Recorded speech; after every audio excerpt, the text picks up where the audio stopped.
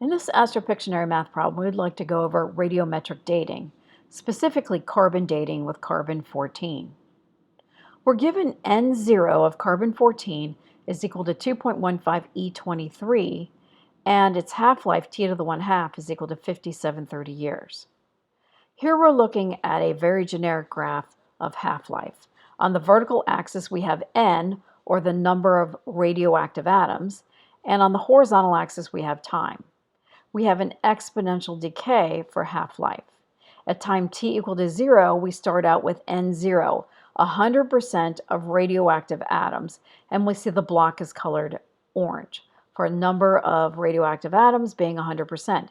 In this case, we're given N0 as 2.15 E23, or 2.15 times 10 to the 23rd radioactive atoms. After one half-life of time, we have dropped about 50% of radioactive atoms. So in one half-life, we would expect to see 1/2 radioactive atoms and 1/2 non-radioactive, or about. After two half-lives, we would see around 25% radioactive atoms, 75% non-radioactive.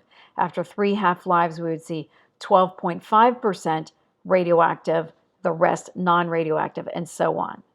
So we want to find the decay constant lambda, and for part B, we want to find the number of radioactive atoms N in two half-lives. We're given two equations. N is equal to N0 e to the minus lambda t, and we're given half-life T to the 1/2 is equal to log of 2 divided by decay constant lambda. First thing we want to solve for is the decay constant lambda. And since we're given the half-life, we're going to go ahead and use the second equation of T to the 1/2 is equal to natural log over 2.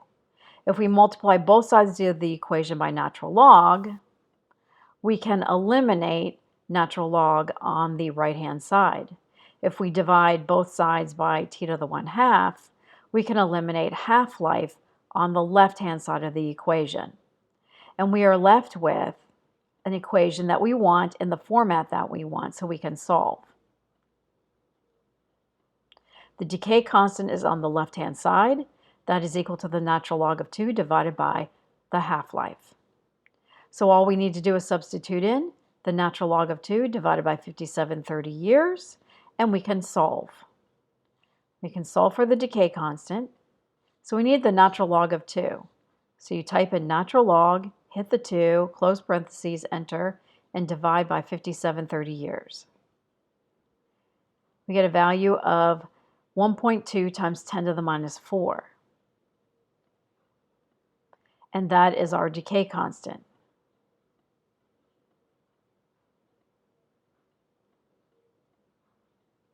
Now we're on to part B. Part B, we're going to use the equation N is equal to N0 e to the minus lambda t.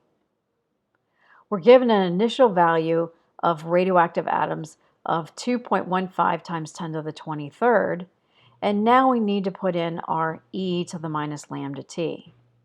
We now know our decay constant. We solved it in part A, so it's 1.2 times 10 to the minus 4. And I forgot my units. Units are 1 over year for decay constant. And so we'll put that in for our decay constant, 1 over year. Now we need to multiply it by time, and time is 2 half-lives. 2 times it by 5730 years.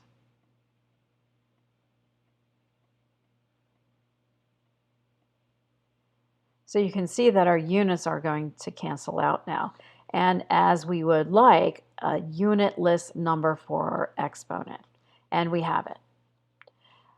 So now let's go type this in. We want to calculate E, so we need to find the E first. E is going to be the inverse of the log. So there's our E. We want a parentheses, and now we want to put in here minus 1.2 e to the minus 4. Minus 1.2 e to the minus 4, and now you want to multiply it by 2 half-lives.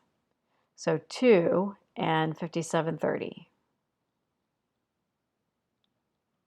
close parentheses, hit the enter. So now we have our value. So it's not quite exactly 0.25 or 1/4 because we have an exponential decay.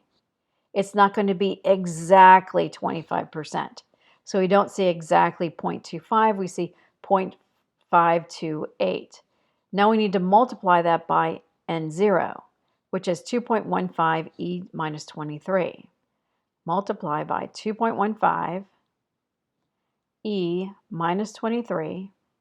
We hit enter and we get a value of 5.43 e to the minus 24. So we put a 5.43 times 10 to the minus 24th. And we should check it just to be sure. And it is. We put our n there. And so now we know that we are roughly about 5.4 times 10 to the minus 24 radioactive atoms